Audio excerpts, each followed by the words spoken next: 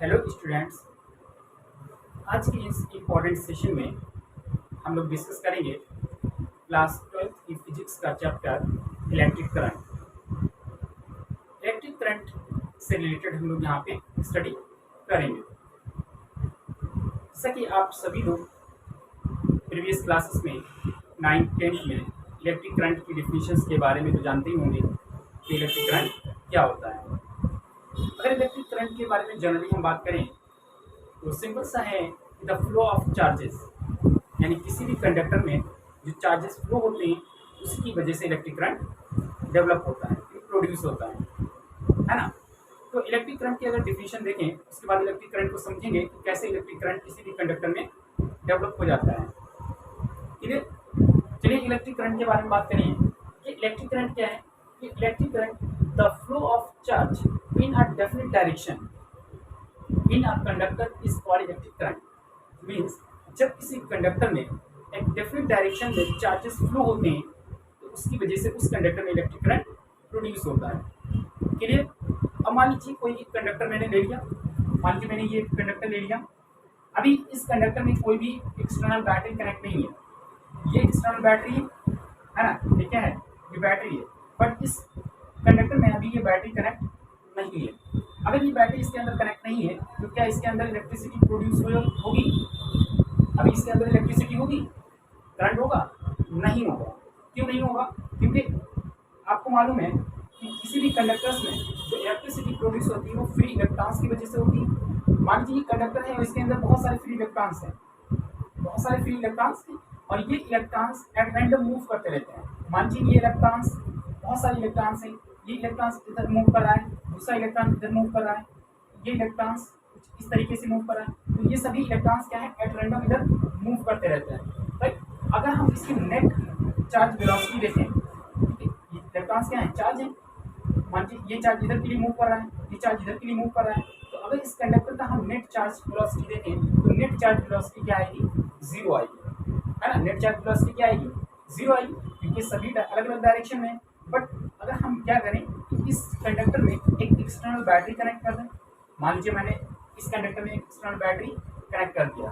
तो जैसे ही external battery connect करेंगे तो यहाँ पे एक इलेक्ट्रिक फील्ड डेवलप हो जाएगा। क्या होगा, इस कंडक्टर में इलेक्ट्रिक फील्ड डेवलप हो जाएगा। जैसे इलेक्ट्रिक फील्ड डेवलप होगा तो इसके जो चार्जेस हैं, ठीक है, उन सभी की डायरेक्शन वो पॉजिटिव टर्मिनल की तरफ अट्रैक्ट होने लगेगी, यानी ड्रिफ्ट होगी। राइट। जितने भी इलेक्ट्रॉन्स होंगे ये सभी इलेक्ट्रॉन्स क्या होंगे, एक ही डायरेक्शन में मूव करने लगेंगे।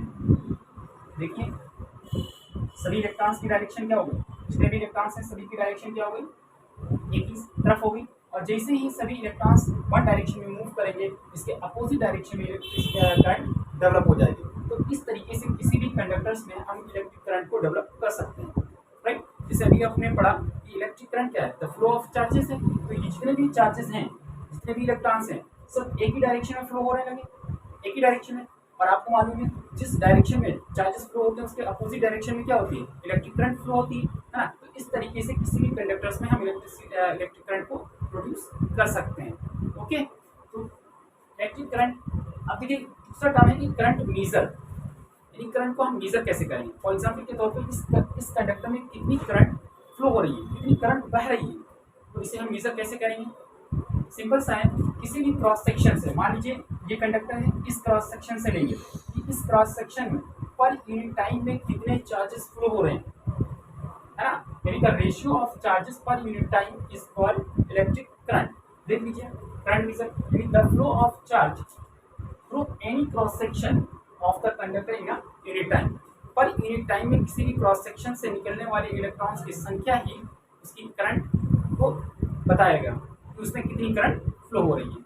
Okay. So current is equal to क्या होता है, I is equal to Q upon T. Current को किससे डिनोट करते हैं, आई से। एंड क्यू क्या है, चार्ज है, टी क्या है, टाइम है। राइट। तो I is equal to Q upon T ये करंट की डिफिनीशन है और ये करंट का फार्मूला है। तो इस तरीके से किसी भी कंडक्टर का हम इलेक्ट्रिक करंट फाइंड कर सकते हैं कि उसमें कितना इलेक्ट्रिक करंट फ्लो हो रहा है। ओके। इसके बाद देखते हैं S I unit of current, यानी यूनिट की करंट की ऐसा यूनिट क्या होती है। सिंपल सा अगर हम फार्मूले से देखें, देखिए फार्मूला क्या है हमारा, I is equal to Q upon T है। क्यू क्या है, चार्ज है और टी क्या है, टाइम है। तो अगर हम यहाँ पे बात करें, देखिए यहाँ से हम लोग निकालते हैं क्यू चार्ज, और चार्ज की यूनिट क्या होती है, कूलाम होती है, ठीक है।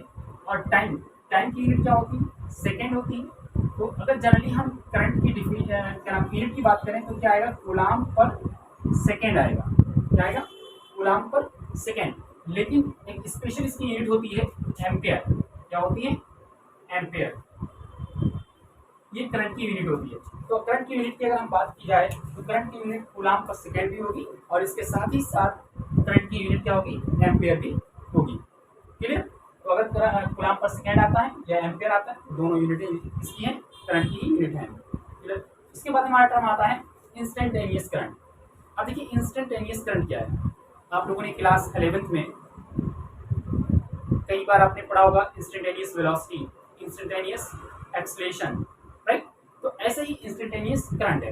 अब देखिए इंस्टेंटेनियस वेलोसिटी क्या होती है, इंस्टेंटेनियस वेलोसिटी होती है, जैसे मानिए आपने एक वेलोसिटी निकाली, average velocity, but instantaneous velocity क्या होती है, पर्टिकुलर टाइम पर कितनी वेलोसिटी है, वो पर्टिकुलर टाइम पे निकाली हुई वेलोसिटी क्या कहलाती है, इंस्टेंटेनियस वेलोसिटी कहलाती है। ऐसे ही पर्टिकुलर टाइम पर एक्सेलरेशन कितना है, वो क्या कहलाएगा, इंस्टेंटेनियस एक्सेलरेशन कहलाएगा। सेम इसी तरीके से अगर हम इंस्टेंटेनियस करंट की बात करें, किसी भी कंडक्टर में एक पर्टिकुलर टाइम पर कितनी करंट फ्लो हो रही है, that current is called, that's current called instantaneous current, right. अब देखिए यहाँ पे इंस्टेंटेनियस करंट का अगर फार्मूला की बात करें तो I इज इक्वल टू क्या है, dq अपॉन dt है। क्यों, क्योंकि ये पर्टिकुलर एक स्मॉल टाइम की बात कर रहा है, ठीक है, एक स्मॉल टाइम की बात कर रहा है, इसीलिए यहाँ पे टाइम क्या है, एक स्मॉल टाइम dt है। तो I is equal to dq upon dt, ये किसको बता रहा है, इंस्टेंटेनियस करंट को बता रहा है। ओके। वैसे जनरल करंट का फार्मूला क्या है, I is equal to q upon t है, लेकिन इंस्टेंट करंट एक पर्टिकुलर टाइम की करंट की बात की जाएगी तो I इज इक्वल टू क्या होगा, dq अपॉन dt, यानी स्मॉल टाइम के लिए। ओके। उसके बाद आता है 1 एम्पियर। आपने कई बार 1 वोल्टेज इस तरीके से डिफाइन टर्म्स आते हैं, ठीक है, उसी तरीके से पूछा जाता है 1 एम्पियर क्या है, यानी 1 एम्पियर को डिफाइन करिए। 1 एम्पियर को डिफाइन करने से पहले हम यहाँ समझ लेते हैं I इज इक्वल टू क्या होता है, Q अपॉन T।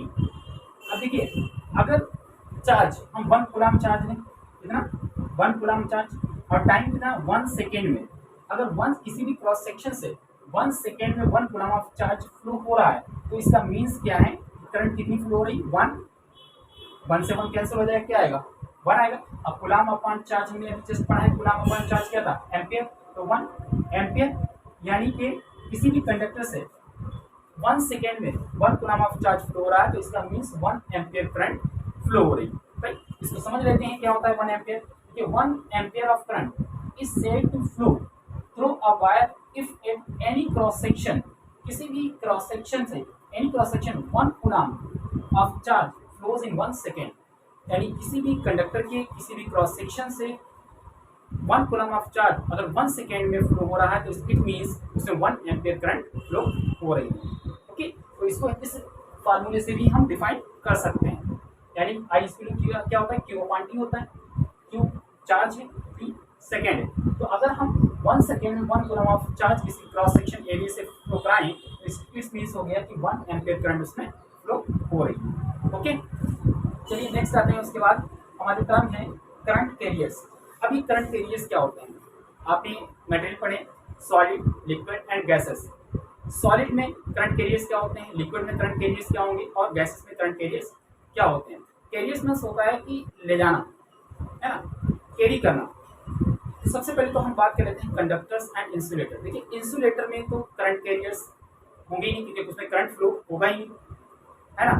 तो अगर कंडक्टर्स की बात करें तो कंडक्टर्स क्या होते हैं, दो सब्सटेंस विच परमिट इलेक्ट्रिसिटी, ठीक है, ऐसे सब्सटेंस जो अपने अंदर परमिट करते हैं इलेक्ट्रिसिटी को पास होने की, इलेक्ट्रिसिटी को फ्लो होने की, तो ऐसे सब्सटेंस क्या कहलाएंगे, कंडक्टर्स कहलाएंगे। फॉर एग्जांपल के तौर पे मेटल्स, जनरली मेटल्स क्या होते हैं, कंडक्टर्स होते हैं, यानी वो अपने अंदर से इलेक्ट्रिसिटी को फ्लो होने देते हैं। वायर, है ना, सभी क्या है, मेटल्स, मोस्टली मेटल्स क्या होते हैं, कंडक्टर्स होते हैं। अगर इंसुलेटर की बात करें तो ये डज नॉट परमिट, ये अपने अंदर इलेक्ट्रिसिटी को पास होने की परमिशन नहीं देते हैं। और इसे क्या कहते हैं, इंसुलेटर। फॉर एग्जांपल के तौर पे वुड है, माइका है, ये सब क्या है, वुड के अंदर क्या इलेक्ट्रिसिटी पास हो सकती है? नहीं पास हो सकती है। तो ऐसे सब्सटेंस जिसमें इलेक्ट्रिसिटी पास हो जाती है वो कंडक्टर्स कहलाते हैं, और ऐसे सब्सटेंस जिसमें इलेक्ट्रिसिटी पास नहीं होती है वो इंसुलेटर्स कहलाते हैं। राइट, अब बात करते हैं कि इसमें सॉलिड में, लिक्विड में, गैसेस में कि करंट कैरियर्स क्या होते हैं,